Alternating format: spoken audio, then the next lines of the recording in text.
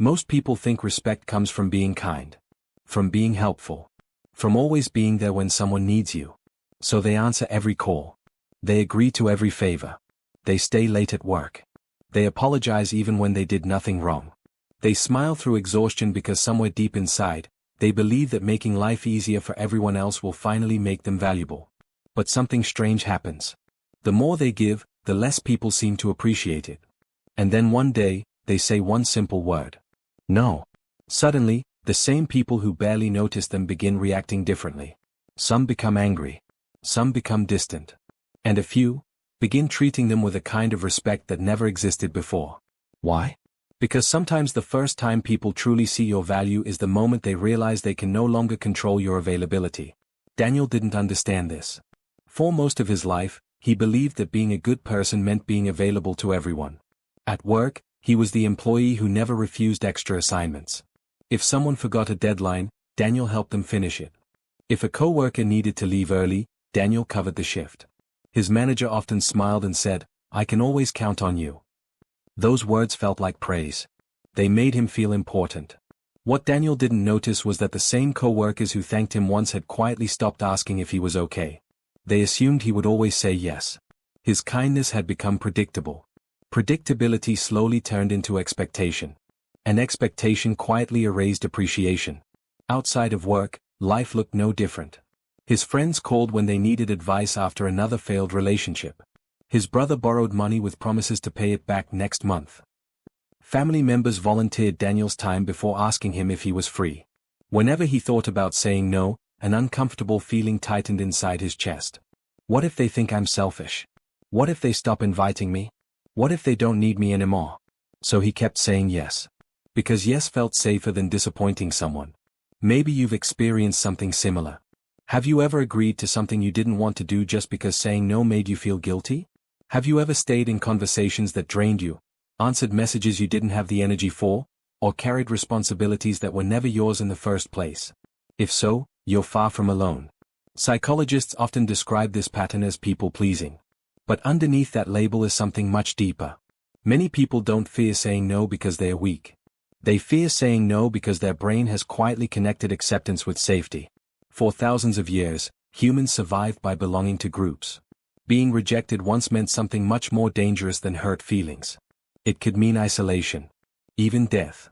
Our modern world is different, but our nervous system hasn't completely caught up. Sometimes, your brain reacts to social rejection as though your survival depends on avoiding it. That's why disappointing someone can feel physically uncomfortable. Your heart races. Your stomach tightens.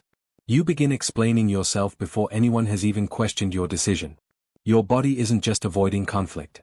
It's trying to avoid the ancient feeling of being left behind. Daniel had never learned this.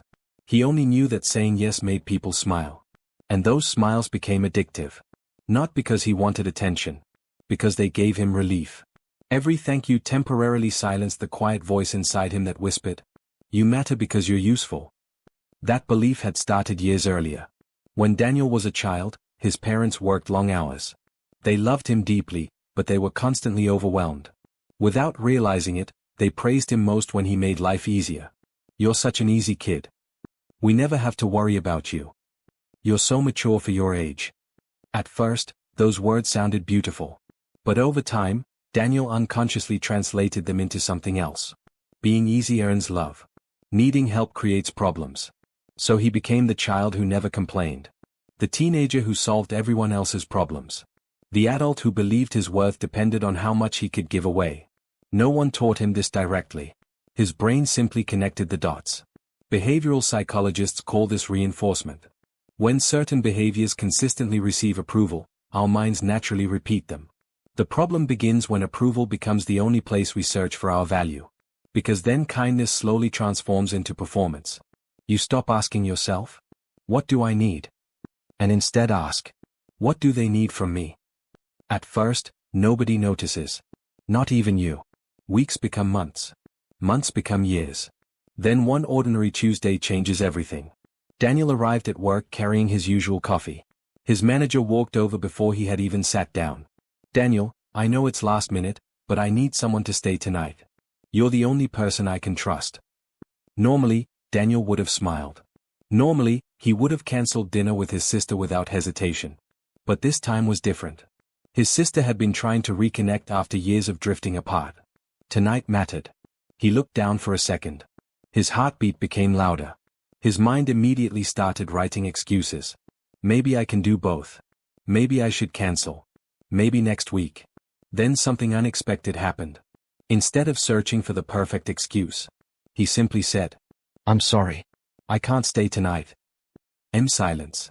Not anger. Not shouting. Just silence. His manager blinked. Almost as if he'd heard a language Daniel had never spoken before. "You can't." "No." Daniel said it calmly. "I already have plans." His manager stared for another moment before walking away. The entire interaction lasted less than 30 seconds. Yet Daniel's hands shook for the next 20 minutes. Why? Because boundaries often feel dangerous long before they become empowering. Your nervous system interprets unfamiliar behavior as risk. Even healthy change can feel frightening simply because it's unfamiliar. This is one of the most misunderstood parts of personal growth. People often assume confidence feels comfortable. In reality, the first act of self-respect usually feels terrifying. Not because it's wrong. Because it's new. That evening, Daniel kept checking his phone. He expected an angry email. A disappointed message. Maybe even a meeting request for the next morning. Nothing happened. The office continued exactly as it always had. But something inside Daniel had changed. For the first time in years, he sat across from his sister during dinner without checking work notifications every 5 minutes. He laughed. He listened. He realized how many moments he had quietly traded away trying to become indispensable to people who would replace him by Monday if they had to. It wasn't a bitter realization. It was a freeing one. Still, the real test hadn't arrived yet. Because saying no once is easy compared to what happens after people realize you might keep doing it. And over the next few weeks, Daniel began noticing reactions he had never expected. Some people accepted his boundaries without hesitation. Others looked almost offended. A coworker joked, "Wow, someone's suddenly too busy for us." His brother sounded irritated when Daniel declined another loan. One friend stopped calling altogether after Daniel refused to cancel his own plans for the third time. At first, those reactions hurt. He wondered if he was becoming selfish. He questioned whether he was losing the very people he cared about. But then he noticed something even more surprising. The relationships that survived began to feel different. The conversations became more balanced. People started asking instead of assuming. His manager began checking whether he was available before assigning extra work. Friends thanked him when he made time instead of expecting it automatically. Nothing magical had happened. Daniel hadn't become louder. He hadn't become colder. He hadn't become less kind. He had simply become someone whose kindness was now a choice instead of a guarantee. And that changed everything.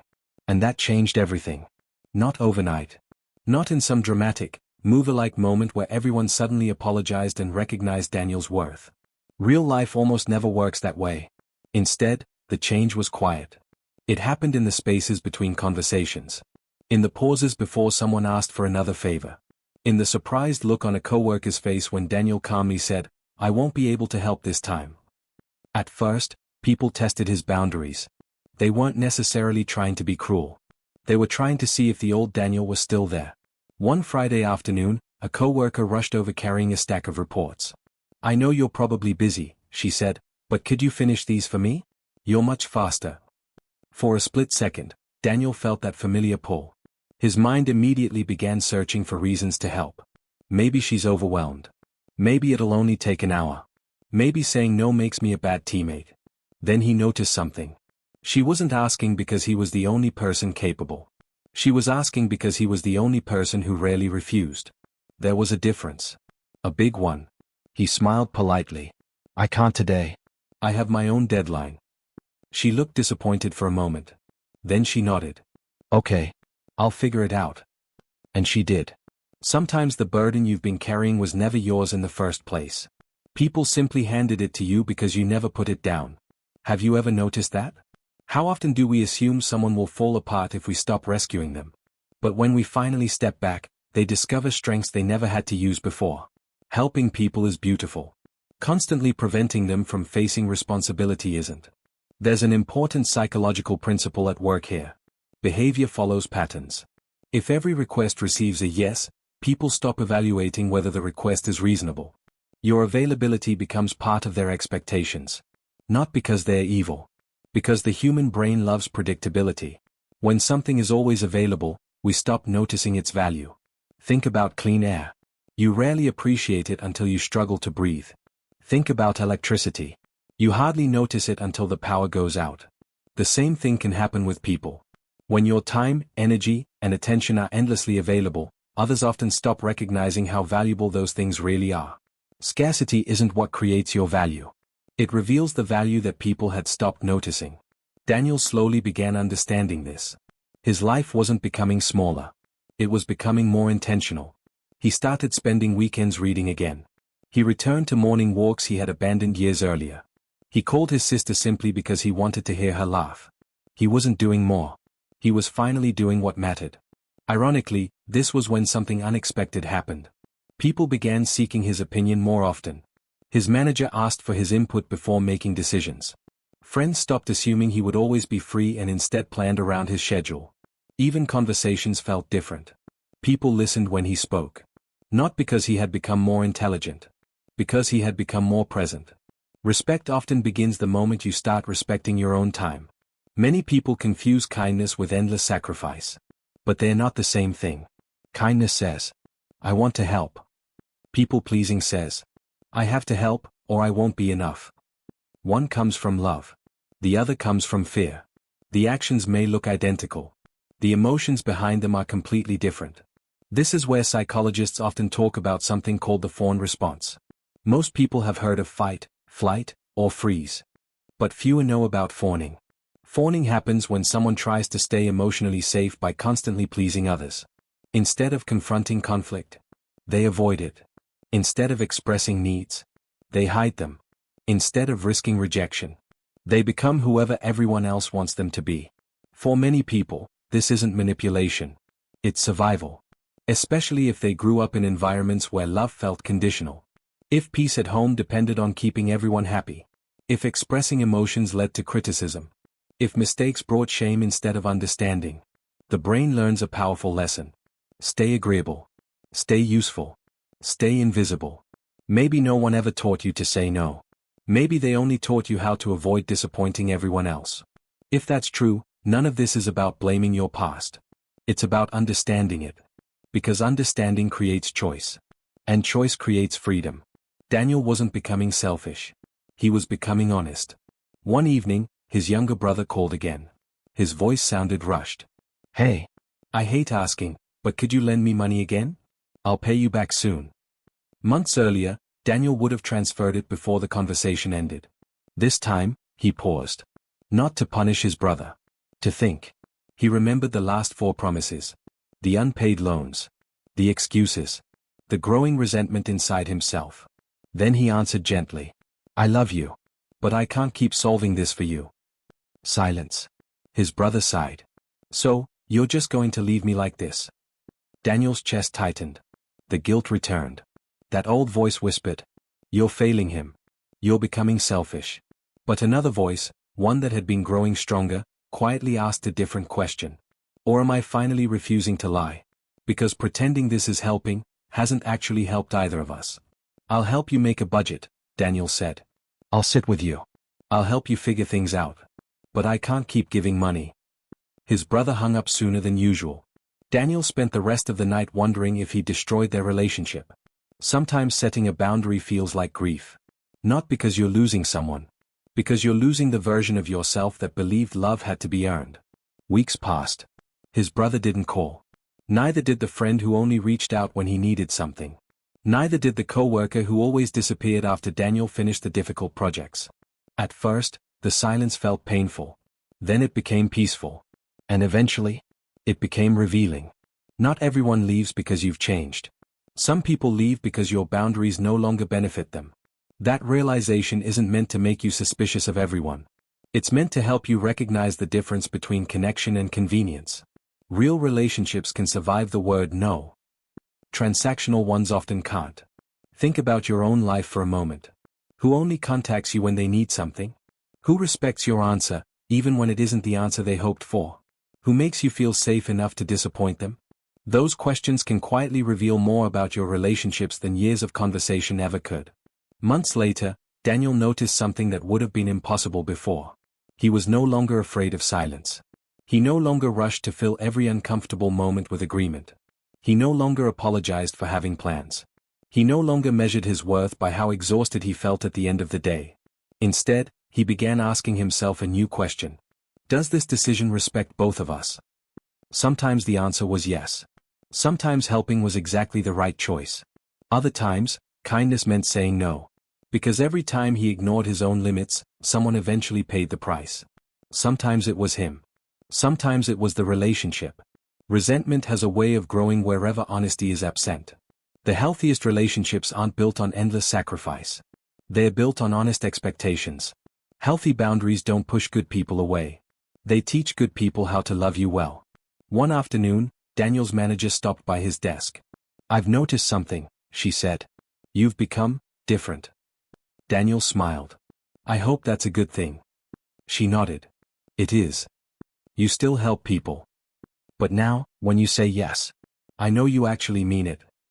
That sentence stayed with him. Because for years, he believed respect came from giving more. Now he understood something much deeper. Respect grows where honesty lives. People trust consistency. But they admire integrity. And integrity means your words match your limits. Years later, Daniel would struggle to remember the hundreds of favors he once said yes to. But he never forgot the first time he calmly said no. Not because it changed everyone else. Because it changed the relationship he had with himself. Peace didn't arrive when the world became more understanding. Peace arrived when he stopped abandoning himself to earn understanding from others. Maybe that's the invisible battle you've been fighting. Maybe you've spent years believing your kindness has to cost you your peace. Maybe you've confused exhaustion with love. Maybe you've mistaken availability for value. But your worth has never depended on how many people you rescue. Your kindness becomes stronger, not weaker, when it's chosen instead of expected. Because the people who truly respect you don't admire the version of you that never says no. They respect the person who knows when to say yes. And has the courage to say no. Invisible Battles Reflection. Before you sleep tonight, ask yourself one honest question. If everyone became disappointed the moment you stopped saying yes, would they miss you? Or would they miss what you did for them? Don't answer too quickly. Sit with the question. Sometimes the most life-changing discoveries aren't found in the opinions of others. They're found in the quiet moments when we finally become honest with ourselves. Because healing doesn't always begin when someone else starts respecting you. Sometimes, healing begins the moment you decide that your own respect is finally enough.